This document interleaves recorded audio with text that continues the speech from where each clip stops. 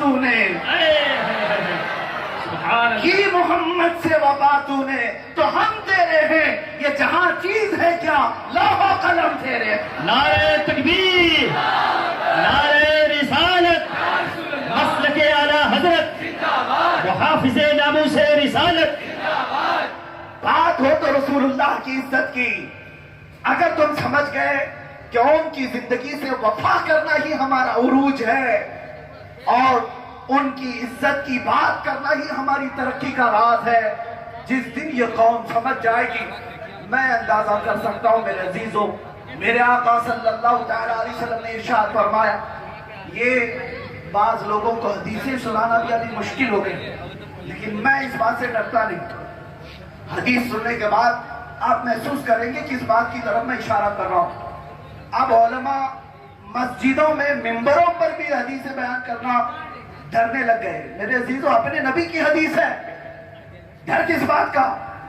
حضور پاک صلی اللہ علیہ وسلم ارشاد فرماتے ہیں، اذا ترکتم الجہاد، جب تم جہاد کو ترک کر چکے ہو گے اور خرید و فروخت کھیتی باڑی میں مصروف ہو چکے ہوں گے، سلط اللہ علیکم ذلتاً، میرے آقا فرماتے ہیں اللہ تم پر ذلت کو مقرر کرے گا، ذلت کو مقرر کرے گا۔ کس بات کو چھوڑنے کے لیے؟ جہاد کو ترک کرے۔ ان کو بولنے دو، مجھے جہاد ہی بولیں گے، اس سے زیادہ کیا؟ اور اگر آپ کو ڈر ہے تو چہرہ چھپا لو۔ میں حضور پاک کی حدیث بیان کر رہا ہوں، میرے گھر کی بات ہے۔ لفظ جہاد کو اگر نکال دیا جائے، میرے نبی کی آدھی سیرت ختم ہو جائے گی، حضور پاک کی آدھی سیرت ختم کرنی پڑے گی۔ کیا تم اس بات کا کمپرومائز کرنے کو تیار ہو؟ ہاں، یہ اور بات ہے، آؤ ہم سے پوچھو جہاد کہتے کسے ہیں، ہم ڈیفائن کریں گے، ہم ڈیفینیشن بتائیں گے۔ تم جو طے کر کے رکھے ہو جہاد کا نام، ہم اسے جہاد نہیں کہتے، جہاد کی ڈیفینیشن ہی کچھ اور ہے۔ بہرحال حضور پاک صلی اللہ علیہ وسلم نے فرمایا جب تم یہ ترک کر چکے ہو، میں آتا ہوں اپنی بات پر، جب تم جہاد ترک کر چکے ہوں گے تو اللہ تم پر ذلت مقرر کرے گا۔ پوچھا گیا یا رسول اللہ یہ ذلت کب ختم ہوگی؟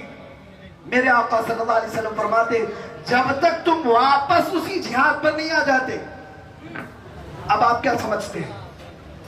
عام ذہنوں میں بات یہی ہے، مولانا جہاد کی بات کر رہے ہیں تلوار اٹھانا ہے، مولانا جہاد کی بات کر رہے ہیں شاید قتل و غارت۔ سنو، اس پر بھی میں حدیث بیان کرتا ہوں۔ میرے آقا صلی اللہ تعالیٰ علیہ وسلم ارشاد فرماتے ہیں افضل الجہاد کلمۃ الحق عند السلطان الجائر، حضور فرماتے ہیں سب سے افضل جہاد حق بات ظالم بادشاہ کے سامنے کہنا۔ یہ تو کر سکتے ہیں، یہ تو کر سکتے ہیں۔ آپ کو کون کہہ رہا ہے تلوار اٹھاؤ؟ آپ کو کون کہہ رہا ہے بندوق اٹھاؤ؟ کچھ نہ اٹھاؤ، ہم صرف اتنا مطالبہ کرتے ہیں جو حق ہے اسے حق کہو، یہی افضل جہاد ہے۔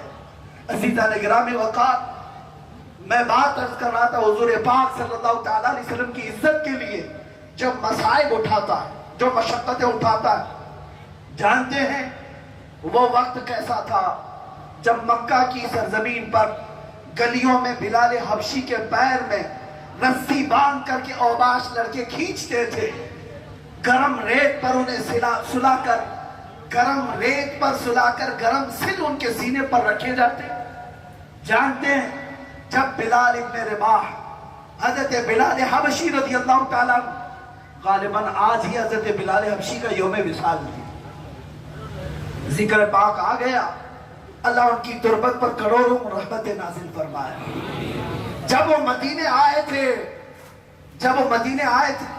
حضرت عمر فاروق رضی اللہ تعالیٰ عنہ کہتے تھے یا سیدنا بلال، اے ہمارے آقا بلال، جبکہ وہ غلام تھے، آزاد کردہ غلام، لیکن حضور امیر المومنین عمر ابن خطاب حضرت بلال کو سیدنا کہہ کر پکارتے، تو حضرت بلال یہ کہتے کہ امیر المومنین آپ مجھے ایسا شرمندہ نہ کریں، آپ سیدنا کہہ کر کیوں پکارتے ہیں ہمارے آقا؟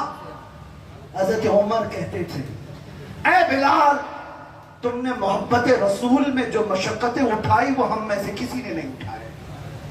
और फिर कहते बिलाल जरा अपना जुब्बा तो उठाओ। जब हज़रत बिलाल जुब्बा उठाते उनकी चमड़ी निकली हुई थी, गोश्त लटका हुआ था, चर्बी गल करके निकल चुकी थी, रीढ़ की हड्डी नजर आती थी।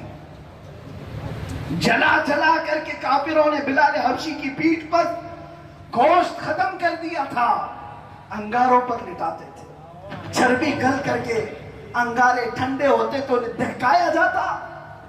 जब बिलाल हबशी आजाद होकर मदीने आए, हजरत उमर फारूक जुब्बा उठाने के लिए कहते। जब बिलाल हबशी जुब्बा उठाते उन आग से जले हुए दागों का उमर फारूक बोसा लेते थे कि ये दाग मोहब्बत रसूल में आए हुए हैं। और आप क्या समझते हैं, जालिमों ने बिलाल को खींच करके ये समझा था कि अहद का नारा खत्म हो जाएगा, अल्लाह का नारा खत्म हो जाएगा। जिस तरह आज इन कुत्तों ने मैदान में खड़े होकर ये कहा कि ये काटे जाएंगे तो नारे लगाएंगे, ये हमारी आज की तारीख नहीं, 1400 साल पहले चले जाओ, तुम्हारे बाप दादाओं ने काट करके भी देखा है हमें। दिल्ली में तुम पुकारते हो ये काटे जाएंगे, नारे लगाएंगे, चिल्लाएंगे, तुम तो अभी नारे लगा रहे हो। दुनिया के जालिमों ने हमारे असलाफ को काट करके भी देख लिया। काटने के बाद भी खब्बाब इब्न अल-अरत मक्का की सरजमीन पर जिनकी नाक काटा काफिरों ने, कान काटा, होंठ काटा, नाखूनों को पकड़ से खींचा, सलाइयों को आंखों में फेर दिया, सब कुछ कर लिया मुसला। पूछो क्या उस खब्बाब ने तुम्हारा नारा लगाया था? बल्कि उस सूली पर भी वो कहा था जो जान मांगो तो जान दे दे, जो माल मांगो तो माल दे दे, मगर ये हमसे कभी ना होगा, नबी का जाहो जलाल दे दे। मैं तर्जुमानी कर रहा हूं, उन्होंने कभी कंप्रोमाइज नहीं किया इन चीजों। बिलाल हबशी